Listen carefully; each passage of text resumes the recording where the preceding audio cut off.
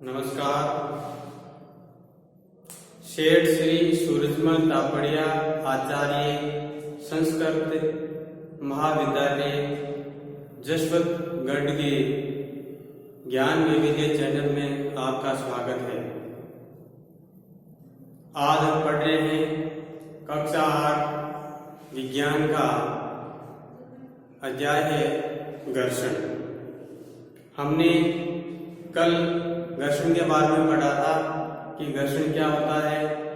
आज हम पढ़ेंगे कि घर्षण जो बल होता है या घर्षण होता है, उस घर्षण को हम किस प्रकार से बढ़ा सकते हैं या घटा सकते हैं।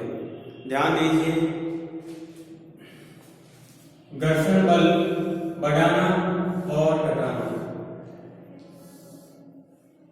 घर्षण को हम कभी समाप्त नहीं कर सकते हैं या घर्षण कभी समाप्त नहीं होता है। हम घर्षण को सामान्यतः बढ़ा सकते हैं या घर्षण को कम कर सकते हैं। ध्यान दीजिए, नंबर 1, जूते या टायर की तलियों को खांचेदार बनाकर घर्षण को अधिक किया जाता है। हमने देखा कि अधिक जो टायर होते हैं, उस टायर के ऊपर खांचे बनाए जाते हैं।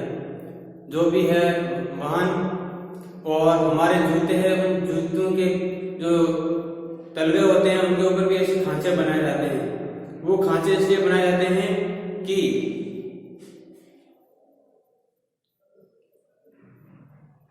घर्षण बल बढ़ता है। ध्यान दीजिए,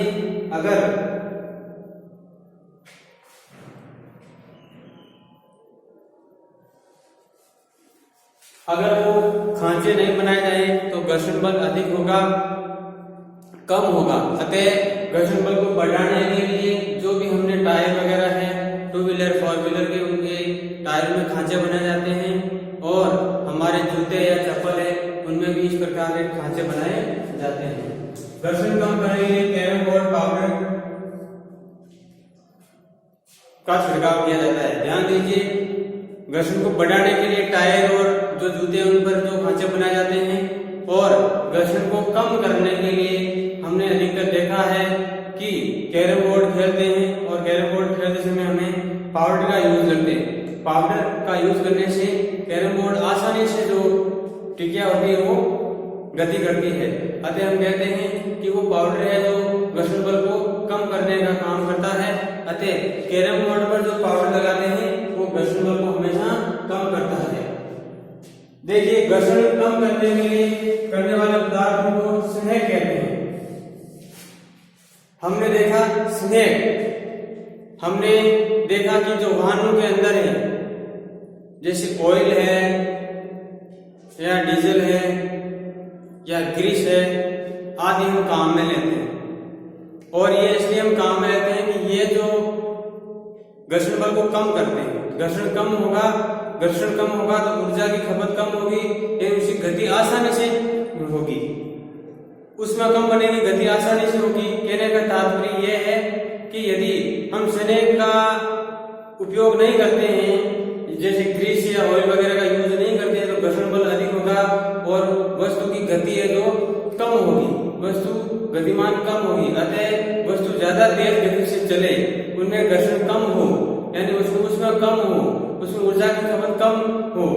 इससे बचने के लिए हम घर्षण को कम करते हैं और घर्षण को कम करने के लिए बहुत प्रकार के ऑयल, तेल, ग्रीस आदि काम में लेते हैं और इन पदार्थों को सम्मिलित रूप से हम स्नेह कहते हैं। आगे देखिए, जब कोई वस्तु किसी अन्य वस्तु पर लोड नहीं करती है, मान लीजिए कोई वस्तु है और दूसरी वस्तु पर इस प्रकार से गति करती है, तो लोडनी घर्षण कार्य करना प्रारंभ करता है और लोडनी घर्षण सर्पी घर्षण की अपेक्षा कम होता है। सर्पी घर्षण जो बिल्कुल रगड़ के चलता है और लोडनी जो लोड कर चलता है। तो ध्यान दीजिए, सर्पी घर्षण है जो हमेशा क्या होगा, कम होगा। किसकी वजह से? लोडनी घर्षण की अपेक्षा। आगे देखिए, मशीनों में बॉल बेयरिंग का उपयोग करके घर्षण को कम किया जाता है। ध्यान दीजिए, हमने 2 व्हीलर या मोटरसाइकिल या साइकिल की जो रिंग होती है, रिंग के अंदर जो धुरी होती है, उस धुरी के अंदर हम बॉल बेरिंग यानी छोटी छोटी लोहे की गोलियां लगाते हैं और उस छोटी छोटी गोलियों में ग्रीस या ऑयल लगाते हैं। वो इसलिए लगाते हैं कि घर्षण कम हो और उसकी गति हो आसानी से चले और हमें उसको चलाने में कम ऊर्जा की आवश्यकता हो। अतः जो बॉल बेरिंग है वो घर्षण को कम करने का कार्य करती है और घर्षण कम होगा तो ऊर्जा की खपत कम होगी और ऊर्जा की खपत कम होगी तो हमें साइकिल वगैरह चलाने में क्या होगी, आसानी होगी। आगे ध्यान दीजिए, तरलों द्वारा लगाए गए घर्षण बल को कर्षण कहते हैं। कर्षण, कर्षण एक प्रकार का घर्षण ही है, लेकिन कर्षण शब्द हम जब यूज में लेते हैं जब तरल पदार्थ है वहां काम में आता है। अतः तरल पदार्थों को द्वारा लगाया गया घर्षण बल है उसको कर्षण भी कहा जाता है। इसका हम विस्तार से अध्ययन करेंगे।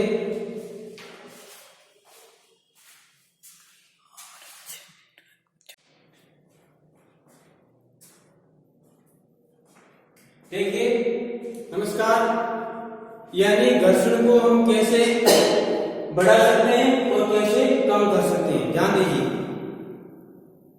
पिछले अनुभाग में आपने देखा कि कुछ परिस्थितियों में घर्षण अवांछनीय होता है। क्या आपने कभी सोचा कि आपके जूतों की तली खांचेदार होती है? हमने अपने जूते या चप्पल को देखा, उनकी जो तली होती है वो खांचेदार होती है। खांचे जूतों की फर्श पर पकड़ बनाए रखते हैं। जो खांचे होती है जो फर्श के ऊपर पकड़ बना के रखते हैं, यानी घर्षण को मजबूत बनाते हैं, जिसके कारण आप चलते समय सुरक्षित रहते हैं और जिसके कारण हमारा पैर फिसले नहीं और हम क्या रहते हैं, सुरक्षित रहते हैं। सुरक्षित क्यों रहते हैं? क्योंकि वो घर्षण बल को बढ़ा देते हैं। यदि खांचे नहीं हो तो घर्षण बल कम होगा और हमारा पैर है जो फिसलने की ज्यादा संभावना रहती है। इसी प्रकार कारों, ट्रकों या जो बुलडोजरों के टायर हैं उनको खांचेदार बनाए जाते हैं, जिससे सड़क से उनकी पकड़ अच्छी बनी रहे। और आपने देखा जो उनकी वाहन है तो टायर, जो वाहन है उनके टायर है खांचेदार बनाए जाते हैं क्योंकि वो सड़क से उनकी पकड़ मजबूत बनी रहे, घर्षण बल अधिक रहे। स्वचालित वाहनों तथा साइकिलों की ब्रेक प्रणालियों में ब्रेक पेडलों का उपयोग करके हम जानबूझकर घर्षण में वृद्धि करते हैं। जब आप कोई साइकिल चलाते हैं तो उनमें ब्रेक पैड पहिए को स्पर्श नहीं करते हैं, परंतु जब आप ब्रेक लीवर को दबाते हैं तो ये पैड घर्षण के कारण जीवन की गति को रोक देता है। जब हम साइकिल का ब्रेक लगाते हैं तो ब्रेक लगने से जो घर्षण बढ़ेगा और साइकिल अपना आप रुक जाएगी, यानी पहिया गति करना बंद कर देता है। आपने ये भी देखा है कि कबड्डी के खिलाड़ी अपने हाथों में मिट्टी रगड़ते हैं। मिट्टी रहने से उनके हाथों में वो जब दूसरे खिलाड़ी को पकड़ते हैं तो घर्षण बल अधिक हो गया मिट्टी के कारण से, ताकि वो आसानी से दूसरे खिलाड़ी को पकड़ सके, अच्छी तरह से पकड़ सके। जो खिलाड़ी होते हैं या जिम्नास्टिक वाले होते हैं वे अपने में से कोई रुक्ष पदार्थ लगा लेते हैं ताकि घर्षण में वृद्धि करते हैं, अच्छी पकड़ बना लेते हैं। यदि भी कुछ अन्य परिस्थितियों में भी घर्षण वांछनीय होता है, अतः हम उनको कम करना चाहिए। और यह तो घर्षण बढ़ाने के कारण है, जैसे जूते चप्पल का खांचेदार होना, टायरों का खांचेदार होना, खिलाड़ियों का जो कबड्डी खिलाड़ी हो अपने हाथ में मिट्टी रगड़ना, ये सभी के उदाहरण हैं, इनसे घर्षण बढ़ता है। अब कुछ ऐसी परिस्थिति होती है जिनसे हम घर्षण को कम कर सकते हैं या घर्षण को घटा भी सकते हैं। देखिए कैरम बोर्ड पर आप महीन पाउडर क्यों छिड़कते हैं? आपने ये नोट किया होगा कि जब हम दरवाजों के कब्जों में तेल की कुछ बूंदें डालते हैं तो दरवाजा स्वयं ही खुल जाता है। क्यों खुल जाता है? कि घर्षण बल कम हो गया। साइकिल और मोटर के मैकेनिकल या मिस्त्री इन मशीनों के गतिशील भागों के बीच ग्रीस लगाता है। उपरोक्त सभी परिस्थिति में हम दक्षता में वृद्धि के लिए घर्षण को कम करते हैं। जब तेल, ग्रीस, ग्रेफाइट को किसी मशीन के गतिशील पुर्जों के बीच लगाते हैं तो वहां उनकी एक पतली परत बन जाती है तथा गतिशील पृष्ठ सीधे ही एक दूसरे को रगड़ते नहीं। अतः इस प्रकार अनियमितताओं का अंत्यबंधन, अंत्यपाशन का भी सीमा तक दूर हो जाता है, गति सहज बन जाती है। घर्षण कम करने वाले पदार्थों को स्नेह कहते हैं। स्नेक जैसे ग्रीस, ऑयल या तेल, ये सारे स्नेक है जो घर्षण को कम करते हैं।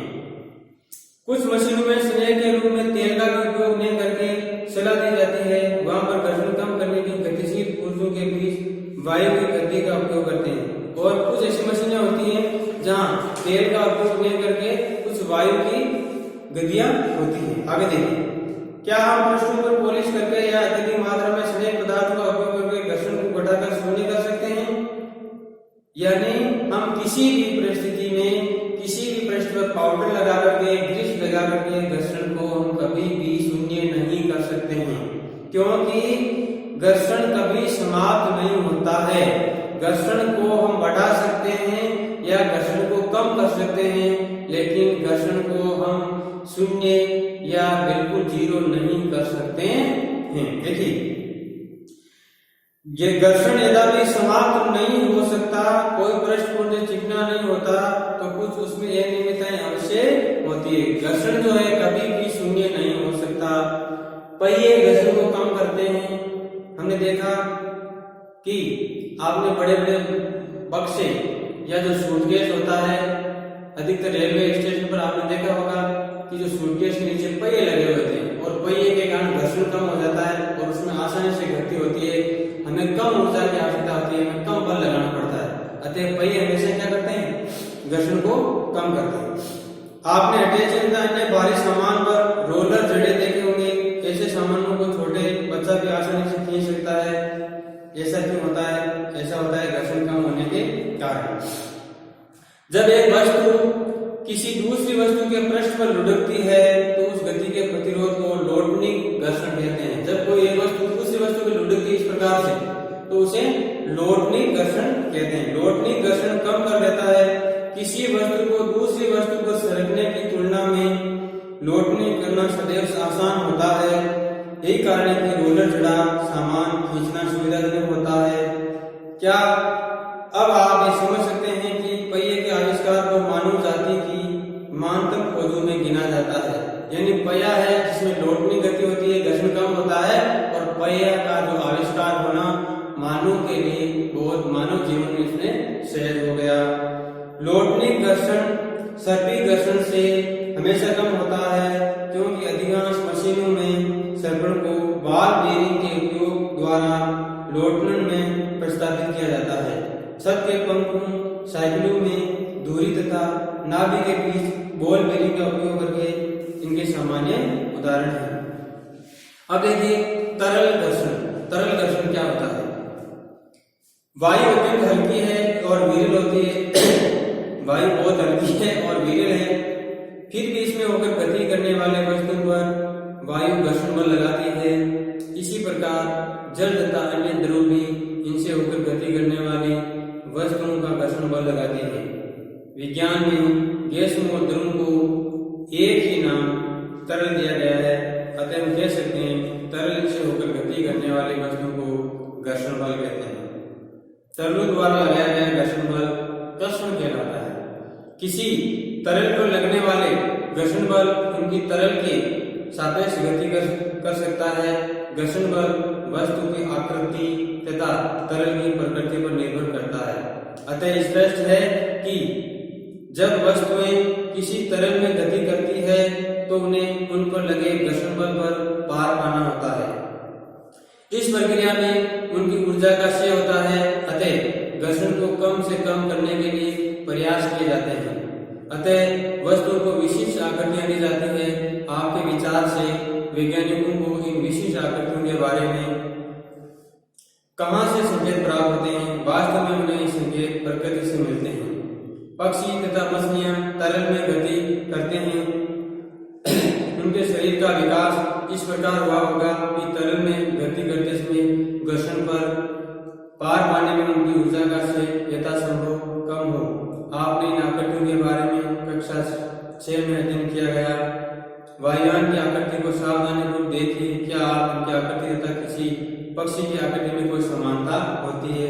हम वायुयान या पक्षी की आकृति में समानता होती है क्योंकि उनके जो आगे का सिरा नौकाकार होता है, जिससे वायु में उसका दबाव कम हो, यानी उसमें घर्षण कम हो और आसानी से गति करे।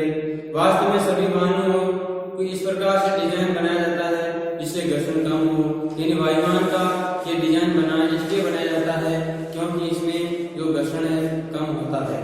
ध्यान दीजिए इस अध्याय में मुख्य बिंदु जो इस प्रकार से हैं।